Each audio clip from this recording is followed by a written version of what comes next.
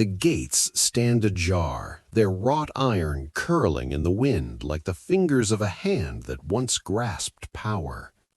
Inside, dust drifts through cavernous halls where chandeliers hang like wounded stars, their crystal prisms dulled and fractured. Portraits lean from their frames, gazes frozen in the moment a dynasty began its retreat from history. The lawns, once rigidly trimmed and ceremonial, are now mottled with weeds, the echo of footsteps long departed. The silence is not natural, it is manufactured by absence, by a slow evaporation of wealth, authority, and purpose. Here, the machinery of influence once moved with precision, servants in livery, decisions whispered in gilded rooms, fortunes mobilized across industries and governments. Now only vestiges remain, hushed and hollow, artifacts of an order that insisted permanence yet could not endure itself. Every door, every staircase, every empty drawing room whispers a question. How does power, so concentrated and cultivated, vanish almost imperceptibly, leaving behind only the illusion of its former grandeur? To step inside this house today is to confront the fragility of legacy, the way culture erodes when it is untended, and to recognize that even the most confident empires of family, wealth, and influence can slip quietly into obscurity. This is not merely a story of walls or money, it is the anatomy of decline, a forensic gaze into what is lost when a dynasty forgets how to endure. Chapter 1. Rupture in the Present.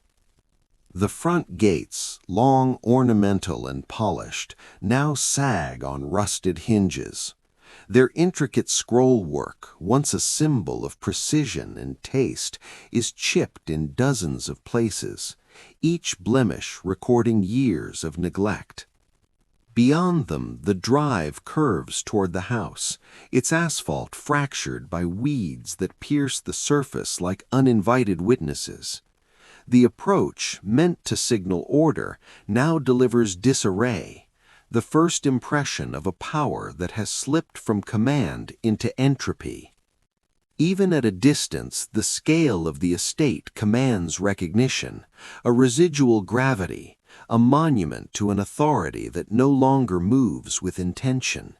Yet that gravity is inert, it exerts nothing but visual weight. Inside, the hallways are cavernous and dim, the air tinged with the metallic scent of dust and old wood. Light falls through windows streaked with grime, cutting across the surfaces of once polished floors, revealing scratches and stains that no hand has corrected. Furniture remains, but it is no longer arranged with purpose. Chairs rest askew, tables bear the silent scars of years of disuse, and a grand piano, its lacquer dulled, holds a solitary sheet of music, yellowed and brittle.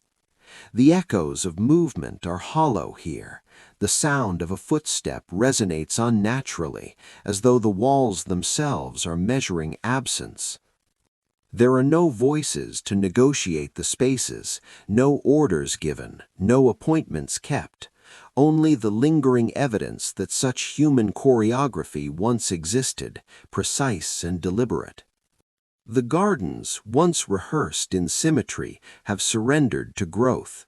Box hedges are ragged, fountains are cracked and empty, and gravel paths have succumbed to moss and soil. The carefully constructed vistas, which once framed seasonal blooms and orchestrated the eye towards stately trees or water features, now appear incidental, accidental. Insects and birds claim spaces previously dominated by human presence. The estate is no longer performing for an audience, it exists only for itself, an organism in slow retreat from its human architects. Every corner bears traces of abandonment, the brittle skeleton of a trellis, the shattered remnants of garden statuary, the hushed mutter of wind through untrimmed shrubs. Within this quiet devastation, the traces of the family's influence linger in fragments. Portraits hang crookedly, gilded frames show the patina of neglect. The rooms are large enough to have hosted decisions that shaped industry, politics, and social networks, yet their current emptiness speaks to a reversal of function. Walls that once enforced hierarchy now amplify solitude. The dining room, capable of seating dozens, stands barren. Chairs are misaligned, as if hastily abandoned, while the ceiling's decorative plaster is cracking under the weight of decades and indifference. Even the hearths, originally maintained for warmth and ceremony, contain only ash and dust, symbolic of the broader evacuation of intent from the estate. Beyond physical decay, the rupture is evident in the silence of its administration. The household, once structured with rigorous hierarchies of staff, financial oversight, and domestic routine, no longer operates. Letters, invoices, and ledgers lie forgotten in closets, their contents a record of meticulous oversight, now rendered irrelevant. Legal notices and auction listings left tacked to doors underscore that ownership has become transactional rather than custodial. What was once a living, self-sustaining network of human and material capital has been reduced to property awaiting its next claimant, the continuity of stewardship broken. The media, when it touches the story at all, treats the estate lightly as an aesthetic curiosity or a headline for fleeting attention. The family name, which once carried implicit weight across social registers and industries, appears only in passing, a footnote to articles about sale prices or architectural tours. This public absence mirrors the private abandonment. The dynasty's authority is no longer recognized, and the estate has become a silent witness to its own diminishment. Yet even stripped of active function, the scale and ambition embedded in its architecture resist total erasure. The eye still registers command. The bones of influence remain visible, though hollowed of purpose. In these spaces, the estate seems almost conscious of loss. Every door frame, every stair, every hall signals a rupture, not abrupt but cumulative. Power, carefully accumulated over generations, has been dispersed, mismanaged, or surrendered. Influence, once enacted through precise arrangements of people, money, and culture, now exists only as suggestion, a spectral residue of structure without motion. The estate no longer shapes the world, it merely bears witness to the consequences of its own abandonment. Chapter 2. Cultural Weight. The estate's influence extended far beyond its walls, its reach felt in the rhythms of a city and the etiquette of society.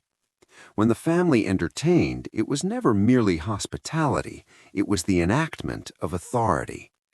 Rooms were calibrated for visibility and hierarchy, who stood where, who moved when, which conversations were permitted to rise above the others.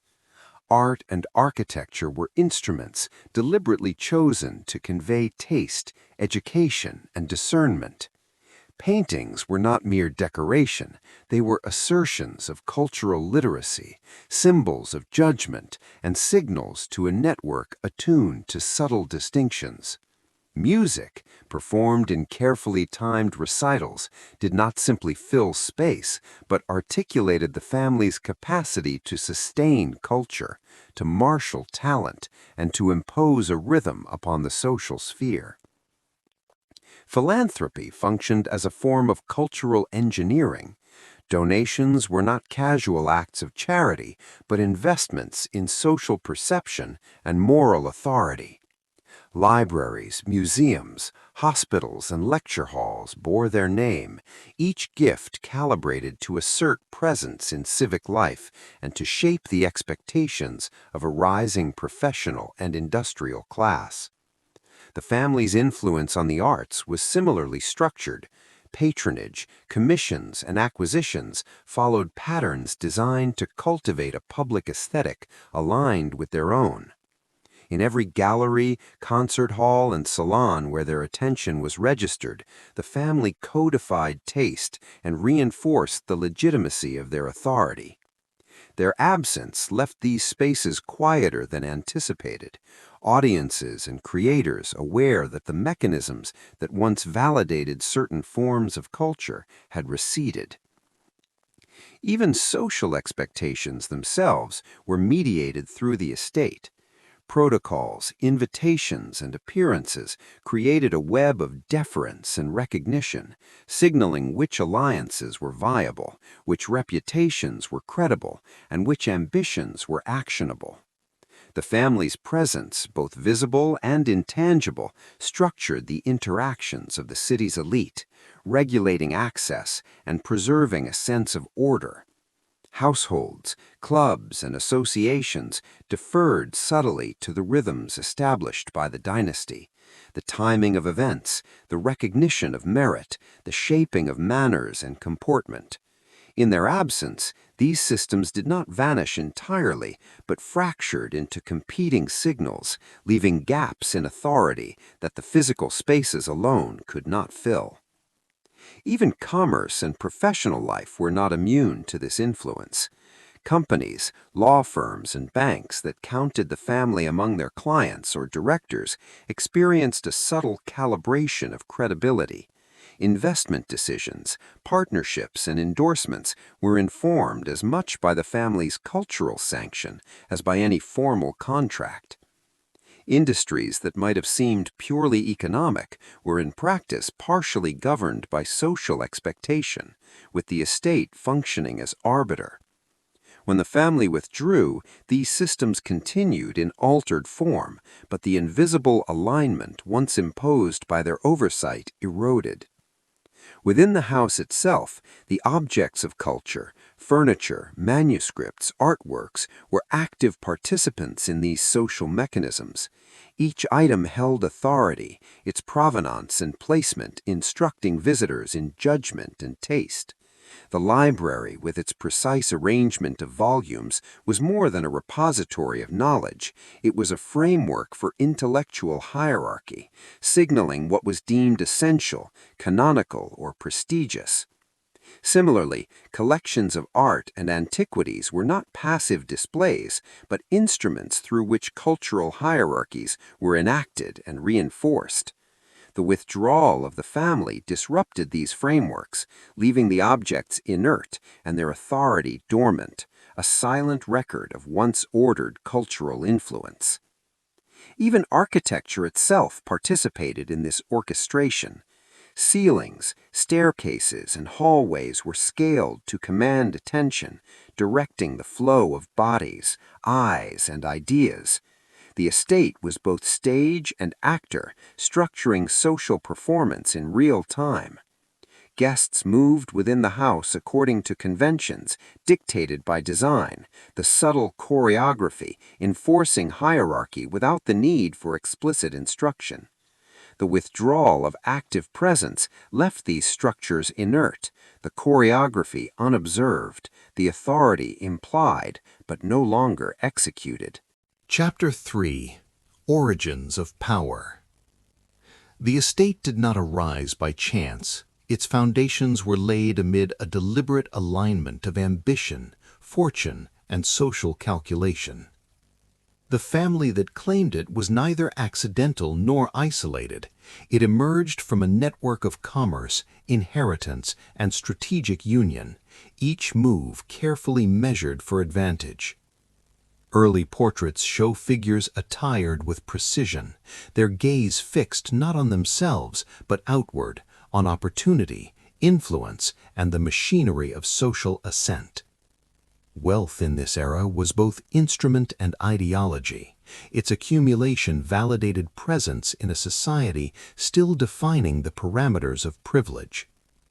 The house, conceived in scale and opulence, was the tangible manifestation of that ambition, a repository for both material wealth and social authority. Marriages were calculated alliances, forming connections that extended across industries and social registers. These unions did more than consolidate assets. They created a lattice of interdependence, a network capable of exerting influence far beyond the estate itself. Dowries were substantial, negotiations meticulous, and the alignment of social capital carefully documented. Within the family, younger generations were instructed less in sentiment than in understanding the principles of leverage, how property, reputation, and appearance could be deployed to secure position. Even the choice of architect and interior designer was an extension of this strategy. Buildings were instruments of authority, interiors orchestrated to demonstrate refinement, judgment, and permanence. Commerce and investment were equally intentional. Early holdings were not merely profitable, they were selective. Railroads, shipping ventures, and manufacturing concerns were acquired with an eye toward vertical integration and influence over markets. The family acted as both participant and arbiter, their judgment shaping opportunities for others, creating a subtle but durable authority. Banks extended credit not merely on solvency, but on the family's imprimatur. Contracts and partnerships were often contingent upon tacit recognition of their social weight. This was a system in which wealth, when properly marshaled, produced cultural and operational leverage far beyond its numerical value. The estate itself was conceived as a stage for this network of power. Its location, atop a rise overlooking the surrounding town and landscape, was deliberate. The approach, long drives, ornamental gates, sight lines across lawns, was meant to convey calculation, precision, and control. Rooms were proportioned to host gatherings that would influence local politics, philanthropy, and industry. Libraries, galleries, and salons were not idle displays, they were instruments in a carefully calibrated program of social engagement designed to demonstrate competence, taste, and judgment to peers and potential allies. Even the positioning of service wings, kitchens, and staff corridors reflected an ideology. Labor was structured, organized, and directed to reinforce the seamless functioning of influence. From the outset, the family understood that authority depended on both material and symbolic consistency. The careful arrangement of objects, art, and furniture communicated hierarchy and taste. The estate operated as a physical curriculum for those who entered it. Guests, staff, and visitors learned expectations by observation, the correct way to move, speak, and respond without explicit instruction. These subtle lessons reinforced the family's position, extending power not through coercion, but through demonstrated order and cultivated norms. Every acquisition of land, every expansion of the house, every carefully curated collection of objects was calculated to reinforce permanence. The architecture itself encoded aspiration, ceilings high enough to impress, corridors long enough to suggest influence, rooms scaled to accommodate gatherings whose significance extended into social, political, and economic spheres. Authority was embedded in the material. The estate became both a repository and an instrument of the family's ambitions. Chapter 4. Mechanics of the House. The estate operated as a microcosm, a self-contained organism in which every role, every object, every corridor had purpose. From dawn, when the first light struck the eastern windows, until the candles were extinguished late at night, the rhythms of the house were exacting. Servants moved in orchestrated sequences, their labor both invisible and indispensable, sustaining the family's authority through routine. The hierarchy was precise. Butlers oversaw wine, silver, and formal presentation. Housekeepers directed cleaning staff. Footmen monitored the opening of doors and the arrangement of furniture. Cooks and scullery staff adhered to strict schedules of preparation, preservation, and service. Each layer of responsibility was designed to function autonomously, yet remain coordinated, producing the illusion of effortless refinement. In the kitchens, activity began before the family had risen. Menus were calculated not only for nourishment, but for ceremony, reflecting seasons, guests' preferences, and prevailing standards of taste. Orders for markets, sellers, and purveyors were logged meticulously, receipts and invoices checked against ledgers maintained with unbroken care. The system demanded accuracy, for errors carried social and reputational costs as tangible as financial ones. The pantry itself was a repository of controlled abundance, rows of jars and casks, each labeled and dated, evidence of a labor-intensive infrastructure meant to demonstrate reliability and foresight. Storage, preservation, and display were intertwined. The house's capacity to feed its occupants and their guests became an extension of its authority. Upstairs, the bedrooms and dressing rooms were governed by routines equally exacting. Valets, maids, and dressers operated according to predetermined schedules, attending to clothing, grooming, and arrangement of personal effects. Every item had its place. Garments were catalogued and maintained with precision, furniture aligned to exact angles, linens folded to exacting standards.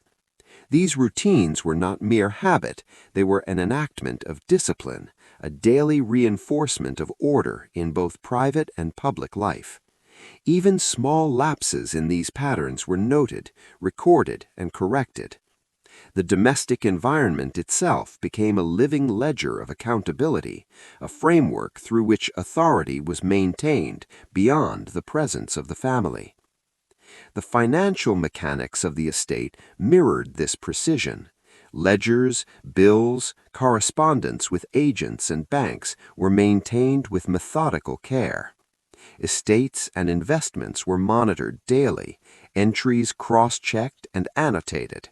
Staff were instructed in the proper handling of funds, and internal audits were conducted without ceremony but with rigorous attention to consistency. Money was a medium of control, not simply to pay wages or maintain property, but to structure the institution. It was applied strategically, shaping behavior, sustaining influence, and preserving autonomy. The disciplined flow of resources was as important as the ceremonial order of meals or the alignment of furniture. Every transaction reinforced the house's capacity to project and maintain authority. Ceremonial and social functions were embedded within these systems, integrated seamlessly into daily routines. Invitations were drafted weeks in advance, carefully considered according to social hierarchy and relevance. Guests were received according to codified protocol: who entered first, which rooms they traversed, how they were seated, even the positioning of silverware. The estate's architecture facilitated these rituals: corridors and staircases designed to direct movement, balconies to create vantage points, drawing rooms to impose a sense of scale and decorum.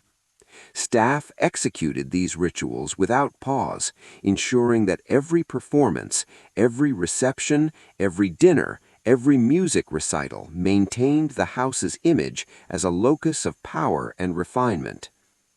Every component of the estate, from its gardens to its libraries, was part of a larger network of enforcement. Gardeners maintained not just flora, but visual narratives, seasonal blooms, clipped hedges, the framing of vistas to suggest order and control. Libraries were curated with both scholarship and display in mind, presenting knowledge as a measure of discernment. Even seemingly minor details, such as the arrangement of candlesticks or the positioning of rugs, reinforced hierarchy and taste, a constant, silent teaching for those who moved within the house. Chapter 5. Golden Age. At its apex, the estate was not merely a residence, it was a functioning epicenter of authority, a stage upon which power, wealth, and culture were enacted with precision. The house thrummed with orchestrated activity, each corridor and room a vessel for influence. Staff moved with disciplined efficiency, responding to schedules and protocols honed over decades, while the family conducted affairs that rippled through the local economy and society at large. The estate's gardens were in full flourish, arranged to suggest control over both nature and perception. Every vista, every pathway, every fountain was curated to reinforce status, projecting an image of permanence and command. Financially, the household managed resources with remarkable scope. Investments in industry, real estate, and transport yielded a network of influence that extended beyond the immediate reach of the estate itself. Capital was deployed strategically, a mechanism for shaping markets and reputations alike. Ledgers grew weighty with careful entries, auditors and stewards ensured precision, and every transaction reaffirmed the house's capacity to act as an arbiter of opportunity. The scale of wealth was reflected in the collection of art, rare books, and objets d'art, each piece selected for both intrinsic value and symbolic resonance. Ownership of these items signaled taste, discernment, and access, markers of authority visible to peers, visitors, and the broader social circle. Socially, the family's presence defined rhythm and precedence. Entertainments, dinners, and salons were choreographed to demonstrate hierarchy and command. Guests arriving from distant cities or neighboring estates were placed according to unspoken conventions. Conversations unfolded within parameters that reinforced reputation and standing. Music, literature, and art were not incidental, but instrumental in these gatherings, tools to display cultural leadership and to maintain influence over emerging trends. The family's engagement with the arts extended beyond display. They commissioned works, hosted performances, and cultivated relationships with creators, effectively shaping public taste. Within the estate itself, the architecture functioned as both instrument and witness. Staircases, galleries, and halls directed movement and focus, guiding visitors through a carefully staged hierarchy of spaces. Private chambers contrasted with public rooms to communicate both intimacy and authority. Dining rooms, drawing rooms, and salons were proportioned to convey magnitude and significance. Ceilings soared, windows framed distant landscapes, and decorative motifs emphasized refinement and discernment. Even minor objects, the arrangement of silver, the placement of chairs, the alignment of rugs, reinforced order and expectation, signaling an estate in which every detail supported the projection of influence. The Golden Age was evident in labor as well as leisure. Staff, numbering in the dozens, were trained and disciplined in routines that maintained continuity and precision. Household operations, cleaning, cooking, maintenance, and service were executed seamlessly, invisible yet integral to the enactment of authority. The scale of this system and its reliability conveyed stability to visitors and contemporaries alike. The house was not merely a home, but a functioning demonstration of the family's capacity to marshal resources, people, and space with consistent effectiveness. Chapter 6. Emerging Pressures. The first cracks were subtle, appearing in places long assumed immutable. Within the estate, correspondence accumulated faster than it could be processed. Invoices stacked in corners, ledgers showing discrepancies that demanded attention yet arrived only sporadically. Markets shifted beyond the control of even the most disciplined stewardship. Rail lines faltered under competition. Shipping ventures faced new tariffs, and enterprises once deemed reliable now demanded closer oversight. These were not disasters, but gradual perturbations, a friction that began to challenge the seamless execution of authority. The family, accustomed to systems that translated wealth into unquestioned influence, confronted the reality that capital, no matter how vast, was subject to forces outside its immediate command. Social shifts compounded the strain. Tastes, once predictable and reinforced by the estate's patronage, began to diverge.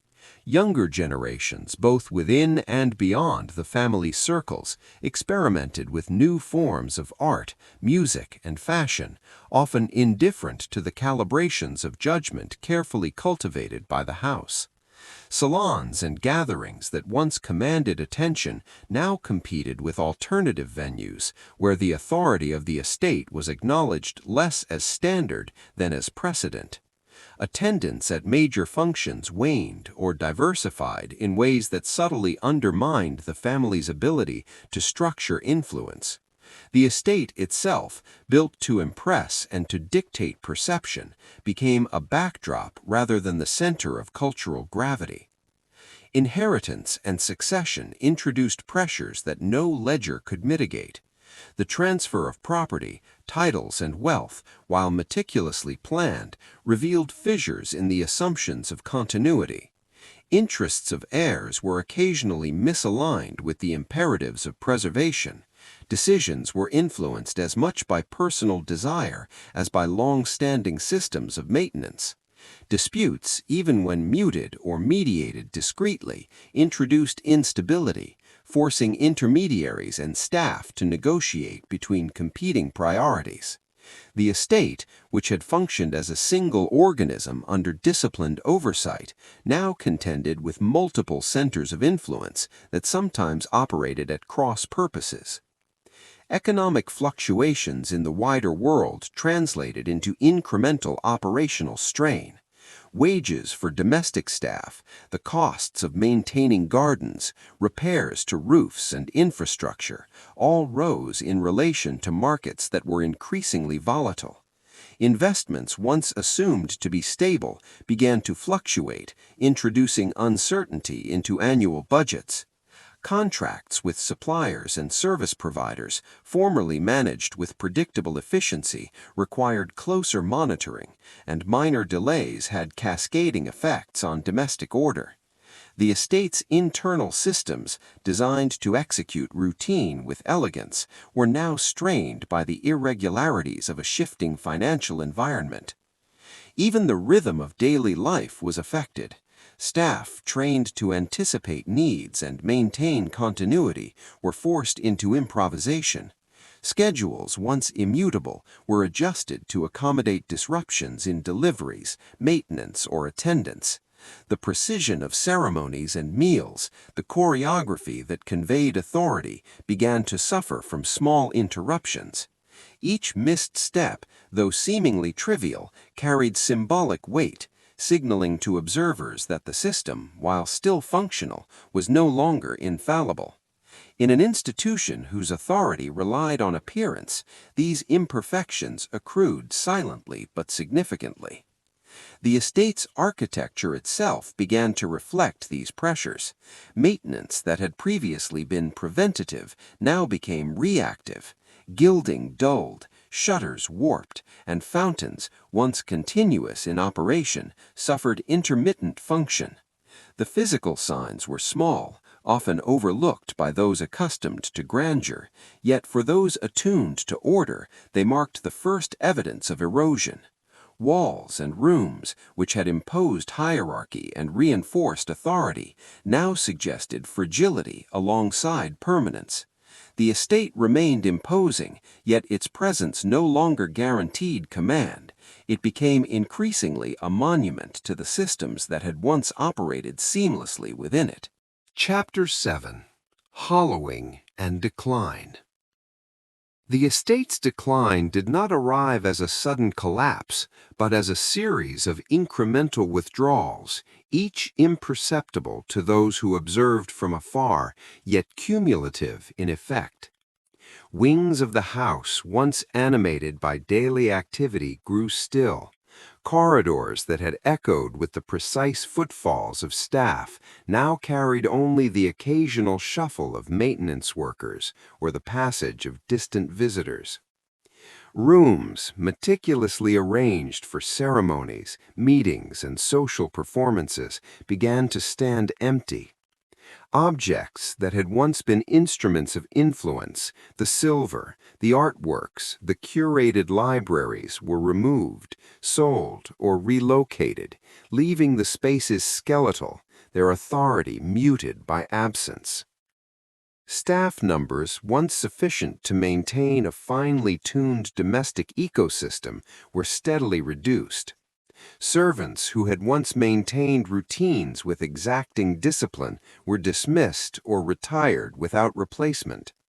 Roles that had required specialization, valets, butlers, housekeepers, either merged or vanished entirely, leaving the remaining personnel to stretch across multiple responsibilities. The rhythm of the estate, once an unbroken chain of choreographed action, became fragmented. Meals were simplified, ceremonies curtailed. The discipline of attention that had conveyed authority was no longer sustainable. The very presence of people, carefully organized to execute both function and symbolism, had diminished to the point where the estate existed primarily as architecture, its life largely evacuated. Financial extraction accompanied these operational reductions. Properties on the periphery, farms, rental houses, and ancillary buildings were sold to meet liquidity needs, sometimes under pressure from heirs or creditors. Cultural investments, once deliberate and carefully planned, were abandoned. Commissions ceased. Acquisitions stopped. Relationships with artists, musicians, and intellectuals lapsed. The estate no longer directed taste or mediated influence, it merely preserved remnants of previous authority in a static, inert form.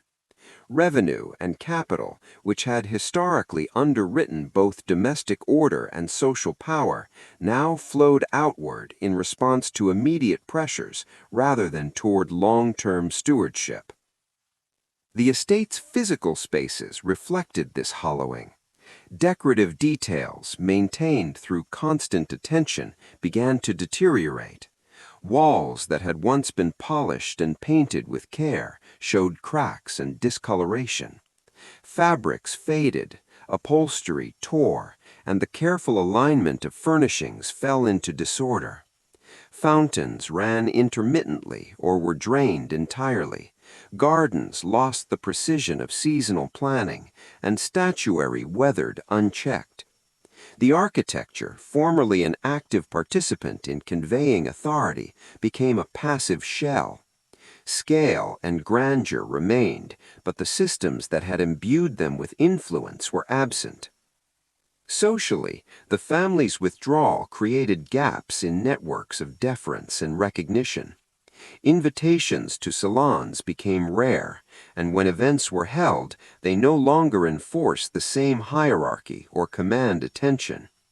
Guests attended less for obligation and more for curiosity, noting that the estate's capacity to structure perception had weakened. The rhythms of social life, the very choreography that had extended the family's authority beyond the walls, began to falter. The estate, while still imposing, no longer enacted influence. It existed as a repository of memory rather than as a participant in contemporary networks. Chapter 8. Remnants and Aftermath. The estate, though hollowed, continues to assert a presence in the landscape. Its architecture remains largely intact. Stone facades resist time, windows trace vertical lines of permanence, and roofs stretch over halls that once echoed with precise motion. Yet these structures are now autonomous, surviving in form, but severed from the functions they once enabled. Doorways, staircases, and galleries remain, but the choreography they once imposed has vanished. They no longer regulate movement, enforce hierarchy, or orchestrate gatherings. They exist as monuments to past rigor, silent observers of a life that no longer circulates through them. Objects that survived the dispersal of wealth serve as fragments of history. Portraits still hang crookedly, capturing expressions that once signaled intellect, taste, or authority. Furniture, in rooms no longer inhabited, maintains its alignment and scale, though its purpose has been evacuated. Books sit on shelves, some open, some closed, their pages yellowed, annotations fading, once a testament to knowledge and discernment, now existing primarily as memory. Artworks retain beauty and craftsmanship, yet without curation, without the presence of the family or their attendants, their capacity to communicate authority or cultivate taste has been suspended. Archives and records offer another layer of persistence. Ledgers, correspondence, and legal documents remain in trunks and cabinets, some catalogued, some scattered. They testify to a complex system of oversight and influence, investments tracked, gifts recorded, social engagements scheduled. These documents capture the mechanics of a household that functioned as both financial and cultural engine, a network of intention now frozen. To study them is to glimpse patterns of operation that once regulated not only the estate, but indirectly social and economic spheres far beyond its walls. Yet without active engagement, they are inert. They no longer shape outcomes, they merely preserve the memory of how things once moved with precision. Even gardens and grounds survive in fragments. Lawns are overgrown, fountains dry, paths broken, but large trees, stately and planted with foresight, endure. Their shadows fall across unmaintained hedges, suggesting a formal geometry that once directed sightlines and structured experience. Sculptures, urns, and terraces remain, their presence reminding visitors of carefully constructed aesthetics, though now unobserved and uninhabited. The estate's external composition continues to shape perception through scale and form, yet the cultural authority that once imbued it is absent. Nature, slowly reclaiming these spaces, offers a subtle counterpoint to human ambition, proof of continuity through time, yet indifferent to prior order. Family memory, scattered and selective, offers another layer of remnant authority. Letters, diaries, and memoirs recall the estate's past functions, decisions, and ambitions. Photographs capture formal gatherings, formal portraiture, and seasonal ceremonies. Oral history, passed among descendants or chronicled in local records, preserves anecdotal recollections of influence and prestige. Yet memory, whether written or spoken, operates differently from presence. It informs, testifies, and shapes perception retrospectively, but it cannot enforce routines, maintain standards, or calibrate social behavior. The estate remains physically impressive, yet the invisible networks it once upheld, hierarchy, taste, and influence, no longer respond to its architecture or its objects. Chapter 9. Legacy and Unresolved Question. The estate endures as a marker, less of triumph than of the ephemeral character of influence. Its walls, its gardens, and its corridors are tangible, yet the authority that once animated them has vanished.